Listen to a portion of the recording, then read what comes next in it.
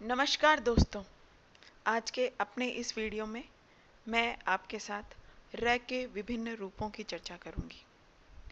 हिंदी में शब्द बनाने हेतु र का विभिन्न स्थानों पर प्रयोग किया जाता है, अर्थात शब्द में उसकी स्थिति प्रारंभ, अंत तथा मध्य में होती है। अब हम सबसे पहले र की विभिन्न स्थितियों पर चर्चा करेंगे। तो देखिए, शब्द में र की स्थिति किस प्रकार से होती है। ये जो सबसे पहले हमने देखा, 3 शब्द हमारे सामने हैं, रस, रति, रात।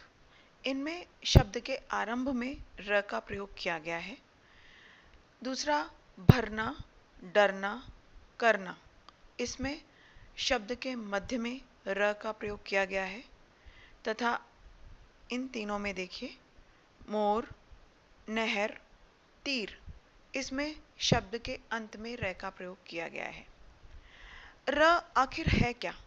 हिंदी वर्णमाला में उसकी स्थिति क्या है? हिंदी वर्णमाला में र एक अल्पप्राण, घोष, अंतस्थ तथा मूर्धन्य ध्वनि है। इस व्यंजन की विशेषता है कि यह मात्रा के रूप में दूसरे व्यंजन से जुड़ता है। इसका तात्पर्य यह है कि अन्य जो व्यंजन होते हैं वो सिर्फ व्यंजन के रूप में लिखे जाते हैं, उनसे शब्द बनाए जाते हैं, परंतु वे मात्रा के रूप में प्रयुक्त नहीं होते, जबकि र ऐसा नहीं है। र मात्रा के रूप में भी लगता है। अब सबसे पहले हम देखें स्वर सहित र की स्थिति क्या है।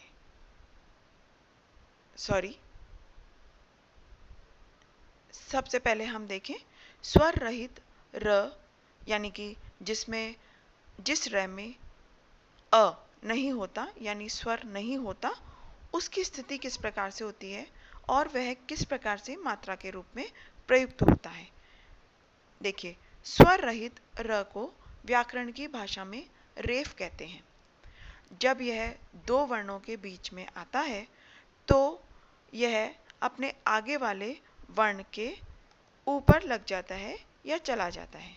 जैसे उदाहरणों में हम देखें, ध, र आप देख रहे होंगे, इसमें हलंत का प्रयोग किया गया है, अर्थात यह जो र है वह स्वर रहित है। इसके पश्चात मैं है, तो ध और मैं के बीच में र जो कि स्वर रहित है, इस प्रकार होने पर ये जो र है वो अपने आगे वाले यानी म के ऊपर लग जाता है। देखिए, इस प्रकार से ये बना धर्म। इसी प्रकार से क, र, म, यानी क, म के ऊपर हमने र को लगाया है। यदि आगे वाला वर्ण मात्रा युक्त होता है तो र उस आगे वाले वर्ण की मात्रा में जुड़ता है। अब जैसा कि हमने पहले कर्म और धर्म में देखा था, म में भी अ था, इसीलिए अ के ऊपर ही उस र को लगाया गया था। यहाँ पर स्थिति हम देख रहे हैं भिन्न है। यहाँ पर जो र के पश्चात यह है, उसमें आ की मात्रा का प्रयोग किया गया है, अतः यहाँ पर हम इस र को आ की मात्रा पर ही लगाएंगे। इसी प्रकार एक अन्य उदाहरण में ह, र, श में ई की मात्रा का प्रयोग किया गया है और आगे है त, तो इस र का जो प्रयोग हम करेंगे वो इस ई की मात्रा पर करेंगे। इसीलिए यहाँ पर हमारे सामने शब्द बना है हर्षित। अब दूसरी जो स्थिति है वह है स्वर सहित र, यानी जब स्वर के सहित र आता है तो वह किस प्रकार मात्रा के रूप में लगाया जाता है। इससे पूर्व में मैं आपको एक बार फिर से अपनी स्लाइड पे ले जाके आपको बता दूं कि रेफ जो हमने कहा था उसका क्या तात्पर्य था। रेफ का अर्थ मतलब है कि ऊपर लग जाना, र का मात्रा के रूप में ऊपर लग जाना। इसका तात्पर्य है कि यह व्याकरण की भाषा में रेफ कहलाता है। अब आप देखिए स्वर सहित र की स्थिति क्या है। र से पहले यदि स्वर रहित व्यंजन हो तो यह अपने पहले वाले वर्ण के साथ, अर्थात स्वर रहित व्यंजन के साथ जोड़ा जाता है और इसके उस व्यंजन के पैर में लगने के कारण इसे व्याकरण की भाषा में पदेन कहा जाता है। पद यानी पैर, अर्थात जब वह पैर में लगेगा तो यानी उसकी मात्रा जब पैर में लगेगी तो उसे पदेन कहा जाएगा। उदाहरण के द्वारा हम समझाएंगे। जैसे देखिए, यहाँ पर हमारे सामने है क्र। किस प्रकार से बना है? स्वर रहित क, यानी यहाँ पर आप देख रहे होंगे कि ये हलंत का प्रयोग यहाँ पर किया गया है, अर्थात यह स्वर रहित व्यंजन है।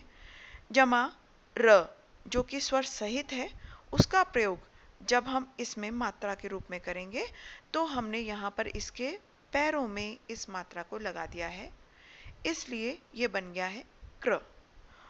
इसीलिए इसे पदेन कहा जाता है, क्योंकि आपने ये देखा कि ये हमने इसके पैर में मात्रा के रूप में प्रयुक्त किया है। इसी प्रकार ग्र, ग्र में भी ग जो कि स्वर रहित है, जमा र जो कि स्वर सहित है। इसमें हमने जब इस र को जब हमने इस ग में लगाया तो हमने इसको इस तरीके से लगाया है। इसका प्रयोग दो प्रकार से किया जाता है। सबसे पहला जो है वो है पाई वाले स्वर रहित व्यंजनों के साथ इसका प्रयोग एक तिरछी रेखा के रूप में होता है। अब पाई से क्या तात्पर्य है? तो देखिए, पाई से तात्पर्य है एक खड़ी लाइन।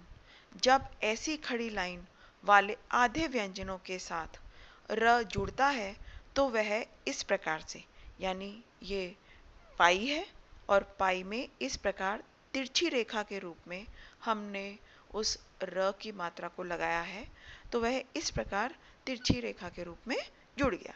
अब जैसे देखिए, ग जमा र।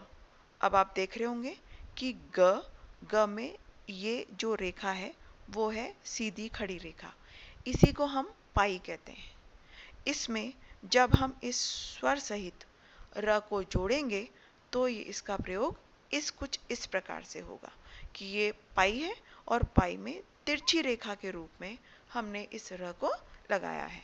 उसी प्रकार से प जो कि स्वर रहित है, उसमें जब हमने स्वर सहित इस र को लगाया है तो वह इस तिरछी रेखा के रूप में लग गया है। इसके अतिरिक्त छोटी पाई वाले स्वर रहित व्यंजन र उल्टे वी के आकार में लगाया जाता है। जैसे अब आप देखें, यहाँ पर ये जो पाई है ये बहुत छोटी सी है, इसके बाद जो व्यंजन है यानी ट वो गोलाकार रूप में है, तो यह स्वर रहित है। इसके पश्चात जमा र यानी कि जो स्वर सहित है उसका जब प्रयोग होगा तो वह उल्टे वी आकार में होगा और यह बन जाएगा ट्र।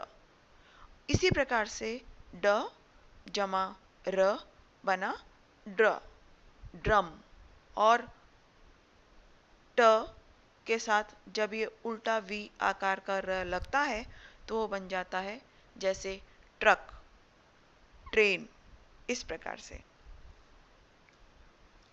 अब इसमें कुछ महत्वपूर्ण बातें और हैं जिन पर ध्यान देना आवश्यक है। जैसे सबसे पहले हम देखेंगे र जब द में किस प्रकार से लगेगा, यानी द में यह जुड़ेगा तो तिरछी रेखा के रूप में ही जुड़ता है। जैसे द, क्योंकि द में आप देख रहे होंगे कि ये छोटी सी एक रेखा जिसको हम पाई कह सकते हैं वह निकली रहती है, इसलिए इसमें हम तिरछी रेखा के रूप में ही इस र को लगाएंगे। दूसरा है ह के साथ र की किस प्रकार की स्थिति है, तो ह जमा र को जब हम लगाते हैं तो इस प्रकार से ह में र की स्थिति होती है। इसी प्रकार से त तथा श के साथ र की स्थिति हम देखेंगे तो हमें पता चलेगा कि त में हम र को जोड़ेंगे तो वह बन जाएगा त्र, और श में हम जब स्वर सहित र को जोड़ेंगे तो वह बन जाएगा श्र। अगर आपको हमारा वीडियो पसंद आया हो तो कृपया सब्सक्राइब और लाइक करना न भूलें। अपने कमेंट्स भी हमें लिखें ताकि हमें पता चले कि आपको अन्य किस प्रकार की जानकारी की आवश्यकता है या आपको अन्य किस प्रकार से हम लाभान्वित कर सकते हैं। धन्यवाद।